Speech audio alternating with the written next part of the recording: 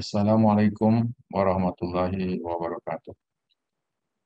Terima kasih saya ucapkan kepada Dr. Abraham sebagai moderator. Saya hari ini akan membicarakan tentang infeksi dalam kehamilan. Akan saya mulai dengan infeksi yang pertama adalah tentang sifilis. Langsung saja.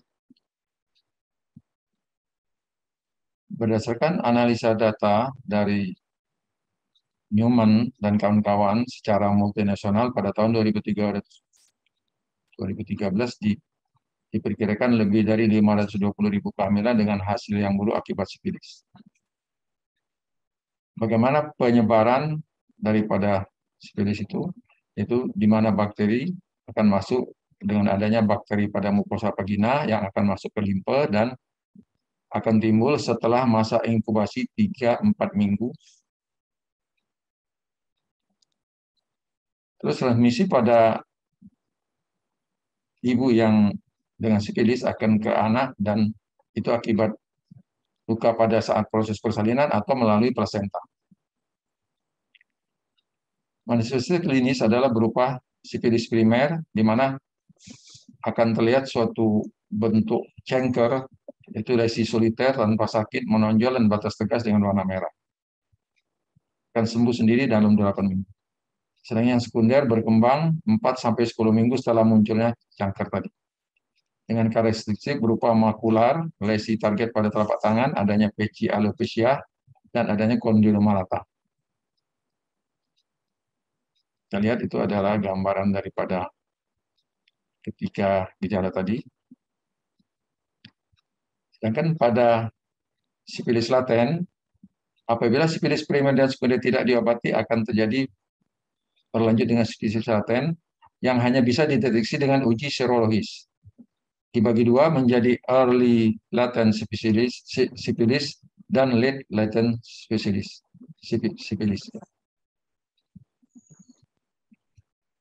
Manifestasi klinis daripada sifilis kongenital ini berupa kontinum, yaitu kelainan fungsi hepar, anemia, trombositopeni, dan hidropetalis. Dan juga dapat terjadi kelahiran prematur, IUJR, dan kematian janin.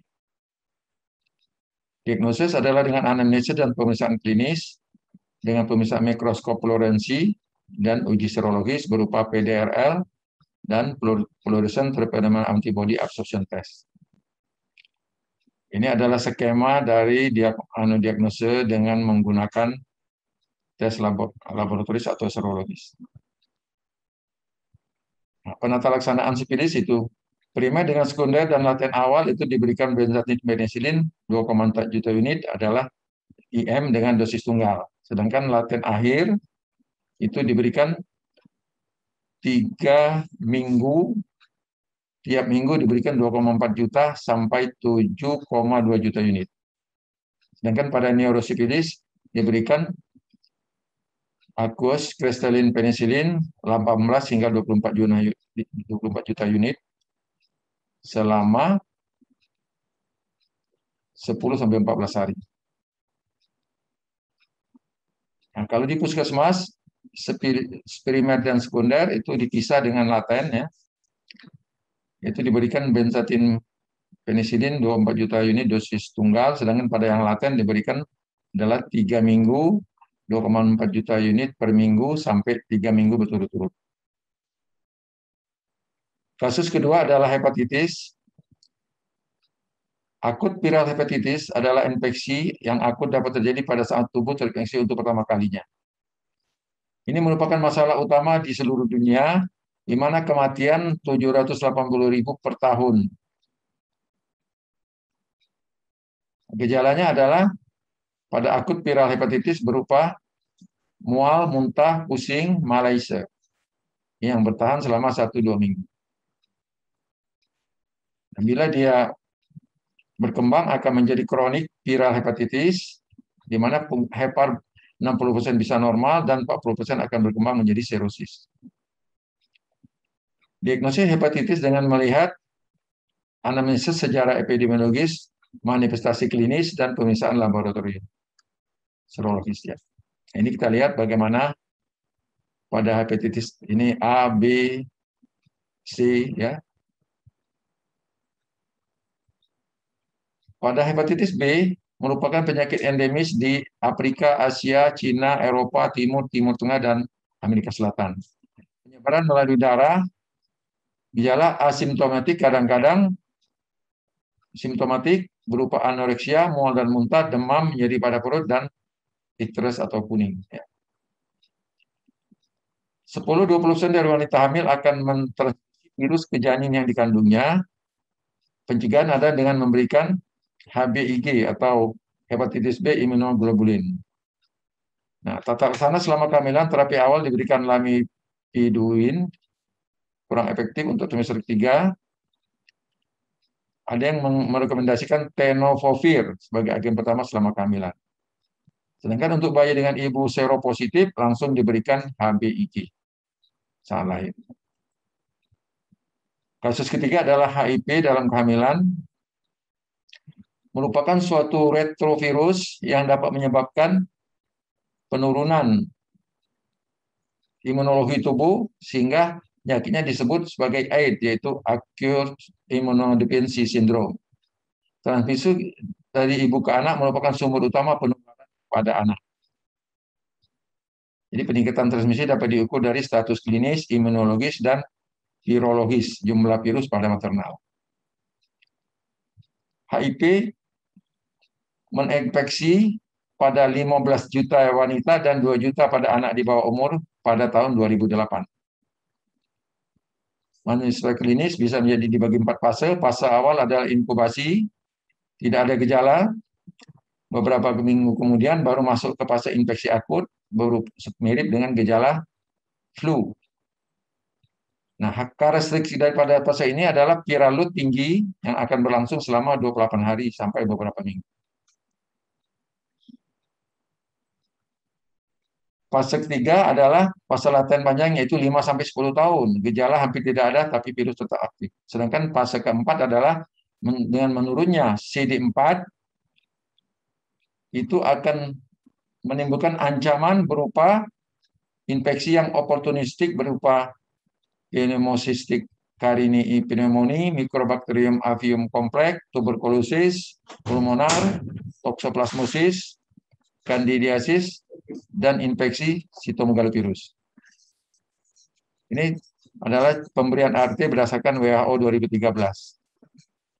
Lanjut.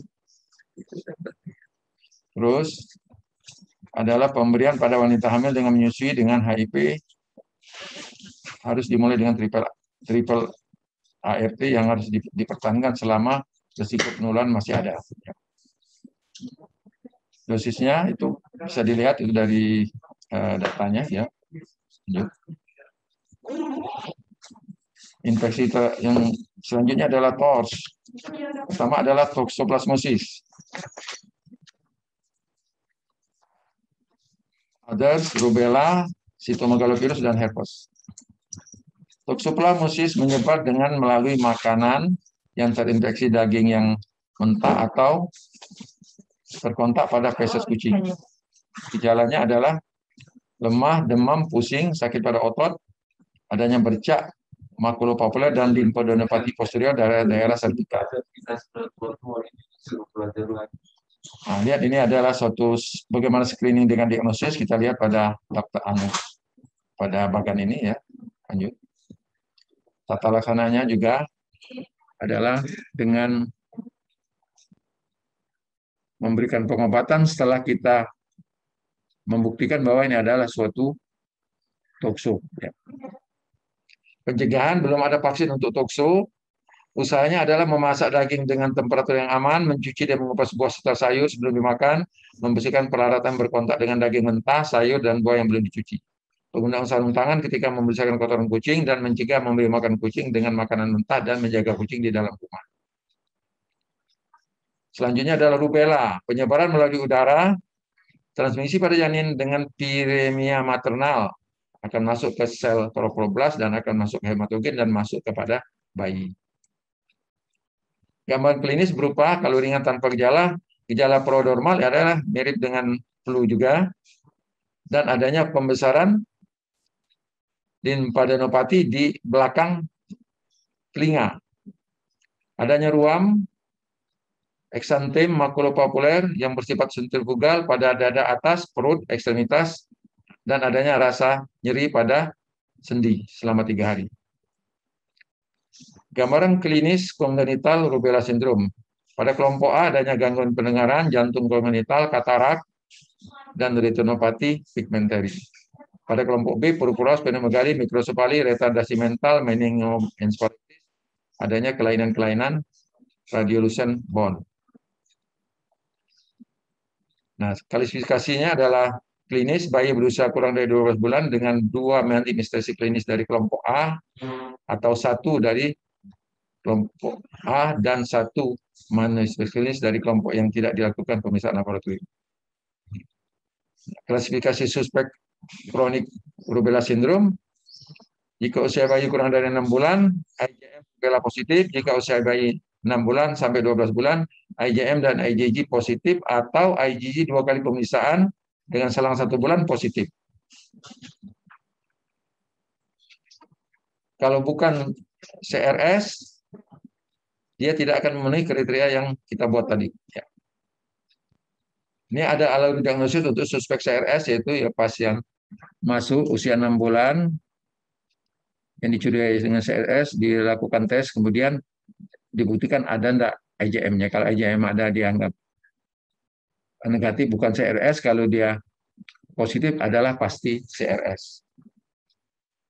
Penata laksanaan vaksinasi dan vaksinasi tidak boleh diberikan pada wanita hamil. Yang selanjutnya sitomegalovirus melalui cairan tubuh penyebarannya, transmisi pada janin 40% pada masa kehamilan, dan semakin muda keumuran kehamilan semakin berat gejalanya.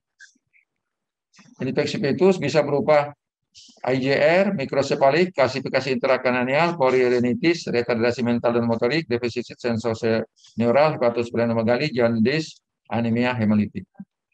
Penata laksanaan pada ibu hamil dengan CMP adalah terbatas pada perawatan simptomatik. Sedangkan pencegahan belum ada vaksinasi untuk CMP. Yang lanjut adalah herpes, penyebaran kontak tubuh terutama kontak seksual pada janin tertular pada saat persalinan.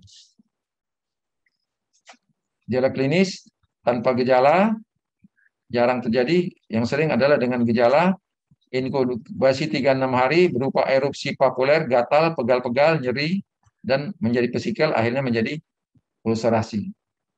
2-4 minggu gejala hilang. Nah, kalau infeksi rekuren, infeksi laten dalam ganglion saraf tanpa gejala, tapi bisa juga nyeri khas timbul pada lokasi yang sama dengan infeksi primer, yang biasanya lebih singkat. Diagnosis, anamnesis, pemeriksaan klinis, dan pemeriksaan penunjang, yaitu kultur jaringan, dan serologi adalah ELISA, sensitivitas 97,5% dan spesifisitas 98%. Tata laksana adalah dengan acyclovir, diberikan krim topikal, dioleskan tiap 3 jam, 6 kali sehari, selama seminggu.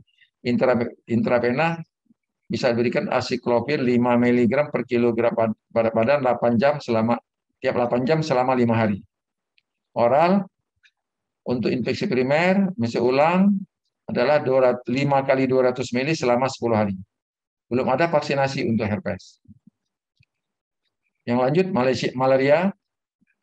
Penyebab adalah parasit, kita sudah tahu ada 4 jenis. Lanjut. Gejala adalah demam, anemia, hipoglikemi, udim paru akut, gagal ginjal, bahkan dapat menyebabkan kematian.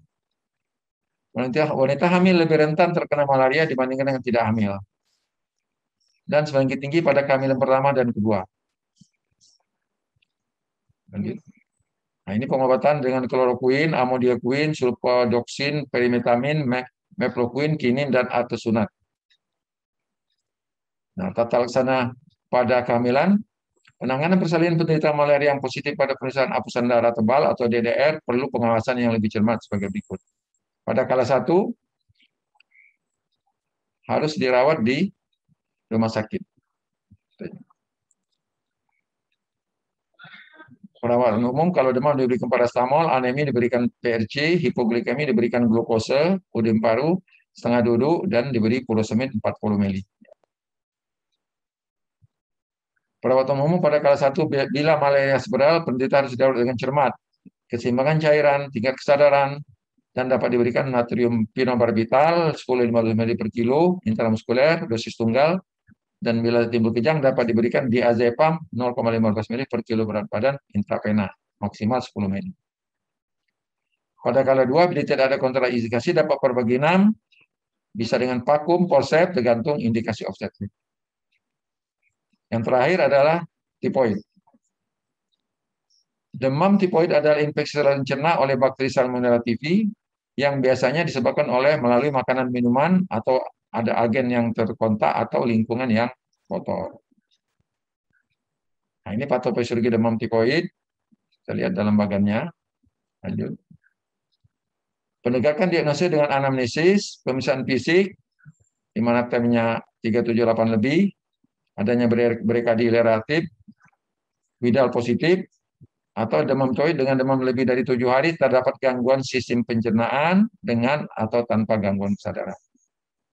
Terapi yang non-medikamentosa adalah edukasi, terapi varing, diet rendah serat, perilaku hidup bersih dan sehat, dan terapi medikamentosa. Dapat diberikan antibiotik, glukokortikosteroid, dan simptomatis. Tidak semua pasien demam tipoid perlu dirawat. Indikasi dilakukan rawat inap bila demam tipoid dengan kedaruratan, demam tipoid dengan komplikasi, demam tipoid klinis, demam tipoid dengan konfirmasi setelah ada hasil biakan. Antibiotik pertama adalah chlorpenicol, trimethoprim sulfometoxazole, ampicillin atau amoxicillin. Kalau pada kehamilan lebih aman diberikan ampicillin, amoxicillin atau ceftriaxone. Terima kasih. Nah, berapa menit?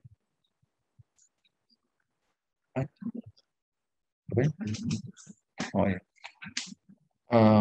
Alhamdulillah saya sudah menyelesaikan rangkaian daripada infeksi pada kehamilan ini dan saya kembalikan kepada moderator. Terima kasih.